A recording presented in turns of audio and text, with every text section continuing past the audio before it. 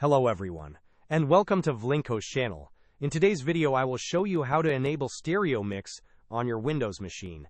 And now let's get started.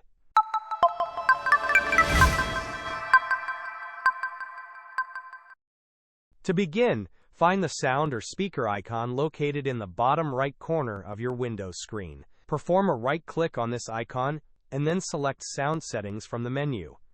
Once you are in the sound settings, scroll down and look for the option that says More Sound Settings. Under the Sound section, you will find a tab labeled Recording. Click on this tab. Now, perform a right-click within the recording options and select Show Disabled Devices. This action will display all devices, including those that are currently disabled. With Stereo Mix now visible, select it. Perform another right-click on Stereo Mix and then choose Enable. This process will successfully enable Stereo Mix on your computer. Hope this was helpful. Don't forget to like and subscribe if you enjoyed. As always, thanks for watching and I will see you in the next video.